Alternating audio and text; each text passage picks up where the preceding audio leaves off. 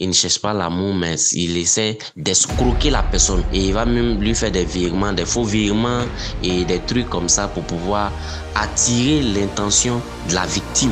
C'est une des escroqueries qui prolifère le plus sur Internet. Elle fait chaque année des dizaines de milliers de victimes. L'arnaque au sentiment. Étant donné que sa carte était bloquée, c'était nous qui avons payé 2000 € par-ci, puis 2000 par-là, et tout ça par PSCS. Il ne pouvait que nous parler à certains moments de la journée. C'était très bien foutu parce qu'il ne pouvait que nous parler à certains moments. Même si tout ça était faux, qu'elle inventait, ça restait vrai que l'on vivait des choses horribles. Bonjour tout le monde, on y est. C'est la deuxième partie de la vidéo que vous attendez tous avec le brouteur repenti. J'ai des regrets et j'ai vraiment, comme je le dis, j'ai vraiment très honte pour ce que je faisais.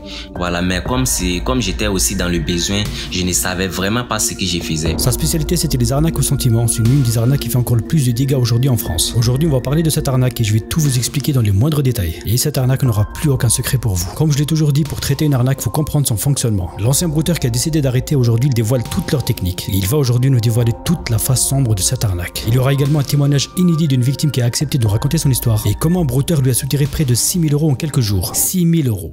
Et tout ça en coupant PCS. Et comme vous le savez, PCS aussi font leur possible pour limiter ce genre de fraude. Et étant le moyen de paiement principal utilisé, donc ils auront un rôle dans cette vidéo. Cette vidéo en collaboration avec PCS et ensemble on va essayer de trouver et mettre en place un moyen pour éviter toutes ces arnaques. Je compte sur vous pour rester jusqu'à la fin avec PCS, on vous réserve une très grande surprise. Il y a aujourd'hui deux types d'arnaques au sentiment. La première variante, c'est la plus courante, c'est ce qu'on appelle le speed and go. Le principe est de vous soutirer l'argent le plus rapidement possible. Et c'est une arnaque qui est basée plutôt sur une relation sans lendemain. Généralement, ils se font passer pour des escort girls et ils vous proposent un rendez-vous quasi immédiat pour une rencontre assez chaude. Mais bien évidemment, avant de vous donner l'adresse et le lieu de la rencontre, vous devez d'abord passer à la caisse. Et c'est à ce moment-là qu'on va vous demander le fameux coupon PCS. Bon, je vous fais une petite démonstration, ça sera beaucoup plus explicite. Sur Twitter, par exemple, il vous suffit de taper le mot-clé WhatsApp. Et vous allez tomber sur plein de filles qui proposent des services, vous avez compris. Tout en laissant leur numéro de téléphone et vous demandent de les contacter sur WhatsApp. Alors je prends un numéro au hasard et je me présente, etc. Et généralement, elles s'en cachent et elles passent pas par quatre chemins. Et en même temps, c'est le principe de Speed & Go. Elle vous donne une liste de choses que vous pouvez faire avec, accompagné des tarifs. Une fois que vous choisissez la formule souhaitée, elle vous demande un coupon PCS comme garantie de paiement. Et l'argument qu'elle sort à chaque fois, c'est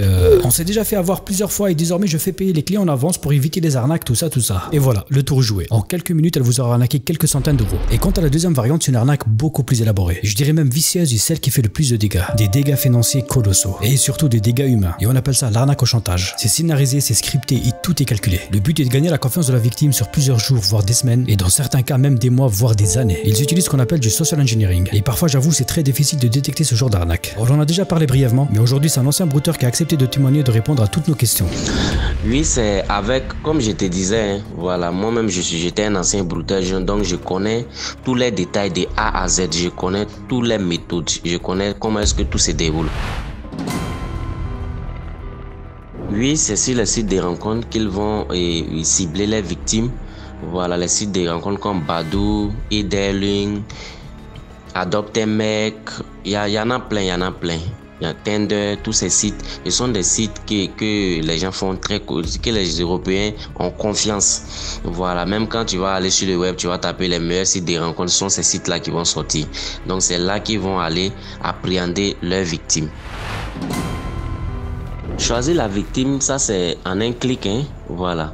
Quand il va envoyer l'invitation à la personne et la personne va accepter la discussion, en 3 lignes déjà, il sait si c'est, comment on appelle, une victime potentielle ou pas.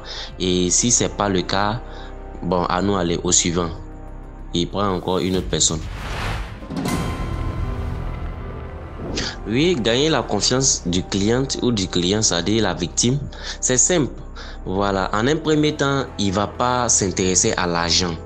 D'abord, il va s'intéresser à l'amour. Il va faire croire à la victime que tout ce qui lui il cherche, c'est l'amour. Or, en bas, il ne cherche pas l'amour, mais il essaie d'escroquer la personne. Voilà, et il va même lui faire des virements, des faux virements et des trucs comme ça pour pouvoir attirer l'intention de la victime. Et une fois que la victime tombe dans le piège, c'est fini. Il va commencer à lui demander des PCS, des virements, etc. Mais en un premier temps, il va lui faire croire qu'il a l'argent. L'arnaqueur va faire croire à la victime qu'il a l'argent. Et même, il crée des faux comptes, c'est-à-dire des faux comptes bancaires où il envoie le lien au client, c'est-à-dire à la victime, pour checker, pour voir qu'il a l'argent. Mais ce sont des faux comptes. Et la victime a confiance. Voilà, et c'est-à-dire le système est tellement monteux que la victime, c'est-à-dire à 99%, la victime va penser que c'est vrai. C'est-à-dire ils ne demandent plus de l'argent. C'est-à-dire les brouteurs ne demandent plus de l'argent, mais ils demandent maintenant les informations, c'est-à-dire de la victime. Voilà, ils vont faire croire aux clients que leur compte a un problème, mais ils ont besoin des informations du client pour pouvoir lui faire un virement pour que le client l'envoie l'argent. En réalité, ce sont des faux virements. Et quand le virement va venir sur le compte, tu vas pouvoir retirer, mais après, ta banque va te poursuivre parce que ce sont des faux virements ou des faux chèques. Et quand tu vas retirer l'argent, tu vas les envoyer. Après, le problème, ça sera sur, comment on appelle, le client, c'est-à-dire la victime.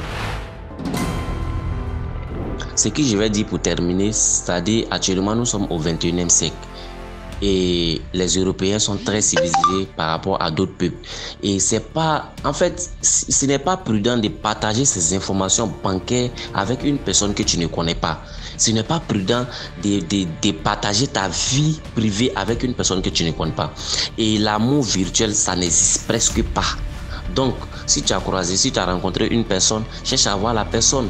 Tisser des relations, envoyer de l'argent à la personne, dis-toi à 90% que en fait, tu es en train de jeter ton argent parce que tu vas jamais voir la personne. L'arnaque au sentiment avec du chantage est celle qui marche encore le mieux aujourd'hui. Comme je le disais tout à l'heure, hormis les dégâts financiers, il y a aussi l'humain derrière. Cette arnaque ne concerne pas que les hommes comme la première variante Speed & Go. L'arnaque au chantage cible particulièrement les femmes. Il y a quelques jours, j'ai été contacté par le fils d'une victime, une maman qui vivait déjà dans une certaine précarité. Et malheureusement, elle a croisé le chemin d'un brouteur qui lui a extorqué plus de 6 000 € en quelques jours. La dame en question refuse encore aujourd'hui de croire à une arnaque. L'arnaqueur lui a tellement retourné le cerveau qu'elle ne jure que par lui. Et il a réussi à détruire toute une famille. Et je vous laisse avec le témoignage du fils de la victime qui a accepté de nous raconter comment ça s'est passé.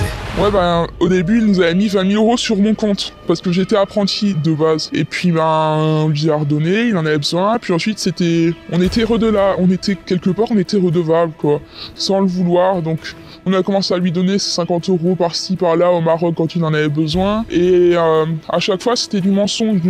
Et ça ne s'arrêtait jamais. Puisque de toute façon, ça servait à rien de s'arrêter puisqu'il savait très bien qu'au bout d'une semaine, il aura à nouveau 50 €. Il demandait à ce qu'on vole de l'argent, quoi. Moi, il me demandait à ce que je prenne de l'argent dans la caisse de mon patron, quoi. Et lui, il avait aucune pitié. On dirait que ça lui dérangeait pas de soustraire de l'argent à des personnes qui étaient au bord du suicide, ou je sais pas trop comment dire. Même si tout ça était faux, qu'elle inventait, ça restait vrai que l'on vivait des choses horribles. Quand tu l'appelais, il avait un accent, il avait un truc... Ouais. Un accent un peu... ouais, africain, ouais. Mais ça t'a pas plus...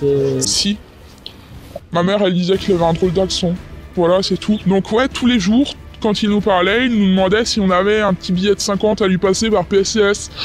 Donc à peu près tous les jours, on allait dans le bureau de tabac du coin chercher une PCS à 50 € pour lui envoyer ensuite. Là, j'ai un message, il me demande « Tu m'envoies à quelle heure alors ?» En plus, avec ton patron, tu n'as pas pu prendre jusqu'à 200 € ou même 150. Et c'était comme ça tous les jours. Tous les jours. Il nous incitait à prendre de l'argent, à lui donner. Je travaillais pour lui. Pendant 5 mois, j'ai travaillé pour rembourser la dette que j'avais parce que ma mère, elle en a profité pour prendre sur ma carte 1200 €. Donc j'avais 1200 € de découvert sans que je le sache, qui étaient partis pour lui. Ça, c'est des choses que j'ai payées ensuite jusque septembre maintenant. Sans carte bancaire, comme un con. Et ça, c'était mon apprentissage, quoi. C'était normalement c'est les 3 ans sur lesquels, je peux faire tout ce que je veux de mon argent, je n'ai pas de dette à payer, je ne dois rien à personne. Et cet argent-là, elle est partie pour ce gars-là qui, au final, nous a tous roulé dans la farine. Avec ses rêves et tout, comme quoi on vivrait chez lui. Il disait carrément que pour mon apprentissage chez lui, j'aurais un chauffeur et machin. Enfin voilà, des conneries de ce genre, il nous en a déballé tellement. Et on avait une confiance aveugle en lui, malgré que c'était peu crédible. Malgré qu'il ait essayé de tout faire pour que ça le soit. Aux peu de personnes avec qui j'en ai parlé de cette affaire, ils disaient à quel point on était naïfs, parce que, et même au fond de moi, je savais que c'était une arnaque, c'était pas réel.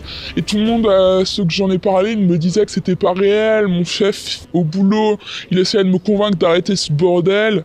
Ma mère aussi, elle savait que c'était pas réel. Mais de toute façon, il disait qu'au bout d'un moment, on lui avait donné tellement d'argent que c'est plus 50 € qui vont faire la différence.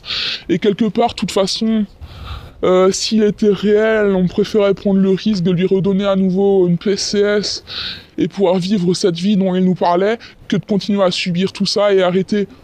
Parce qu'on s'y était lancé dedans, alors on n'avait plus intérêt à s'y arrêter, donc c'était plus ça qui allait faire la différence. Donc on continuait. Mais quelque part, si jamais on aurait su comment ça serait tourné, on n'aurait jamais commencé et on aurait réussi à se barrer, parce qu'avec tout ce qu'on lui a donné, ça aurait payé des loyers pendant 8 mois. Je suis en contact régulier avec cette famille, le fils de la victime, et depuis notre rencontre, sa maman a fini par accepter d'entendre raison. D'après son fils, elle a honte de tout ce qui lui est arrivé, et surtout qu'elle est persuadée qu'elle ne retrouvera jamais cet argent. Et ce qui est vrai d'ailleurs. Les coupons PCS étant le moyen de paiement utilisé dans cette arnaque, et comme vous le savez, cette vidéo elle est en collaboration avec eux, je peux vous assurer qu'en interne, tout est mis en œuvre pour renforcer leur système de paiement. D'ailleurs, j'ai posé quelques questions au service qui s'occupe des fraudes et des plaintes des victimes qui se sont fait arnaquer. Et voici leur réponse. Les plaintes de victimes sont surtout reçues par le service client. Dès lors que l'appel survient pour indiquer une fraude, le service client a consigne de bloquer la carte, en plaçant une note sur celle-ci mentionnant le fait qu'une victime nous a contacté pour une arnaque. Nous, ensuite, le service compliance, dès réception de la réquisition de la police ou de la gendarmerie, nous bloquons immédiatement la carte et ce, définitivement. Bien entendu, le service client doit indiquer à la victime qu'il faut aller déposer plainte, même si malheureusement c'est très souvent trop tard, car les victimes ont déjà donné les codes à leurs fraudeurs, à leurs arnaqueurs. On fait aussi de plus en plus de partenariats avec des youtubeurs comme Sandoz, qui nous permet en fait d'avoir des contenus plus pédagogiques, plus ludiques pour expliquer à nos clients, aux communautés de chacun, mais aussi à des personnes qui connaissent pas du tout PCS, quels sont les process de tout type d'arnaque d'ailleurs, comment ils processent de A à Z, montrer que c'est des personnes qui vraiment s'y connaissent, c'est leur métier d'arnaquer les gens. Ils ont plein de petits tips pour essayer de mettre en confiance la personne qui sont en train d'arnaquer. On va aussi prochainement mettre en place sur notre site internet une partie blog prévention pour encore une fois expliquer les types d'arnaques qui peuvent se faire. L'idée en fait c'est de bien montrer, la conclusion c'est que le trop beau sur internet n'existe pas, il faut vraiment être vigilant. Voilà, j'espère que vous en savez un peu mieux sur ce genre d'arnaque et surtout comment ça fonctionne. Et comme je l'ai dit en début de vidéo avec PCS, on vous réserve une petite surprise. Ils ont décidé de lancer une offensive contre les arnaqueurs qui détournent leurs moyens de paiement, d'où cette vidéo. Et aujourd'hui, pour fêter cette collaboration, on a décidé de vous offrir 2 cartes PCS. 2 cartes comme celle-ci. C'est une carte sans condition de revenu et non rattachée à votre compte bancaire. Et vous avez aussi la possibilité d'utiliser en tant que compte principal ou secondaire. Vous avez également la possibilité d'avoir un RIB, envoyer ou recevoir de l'argent, etc. J'ai juste oublié un petit détail. On vous offre 2 cartes PCS chargées de 250 € chacune. 250 € par carte. Donc il y a 2 abonnés qui vont être tirés au sort et ils gagnent une carte PCS chargée de 250 €. Pour participer, c'est super simple. Ça se passe sur Instagram, il vous suffit de me follow et follow PCS Mastercard. Ne vous inquiétez pas, tout est expliqué dans la description. Le tirage au sort aura lieu dans 2 semaines. Et je compte sur vous pour partager cette vidéo, histoire que les gens ne tombent plus dans cette arnaque. Quant à moi, je vous dis à très bientôt pour une nouvelle vidéo. C'était Sandoz. Ciao.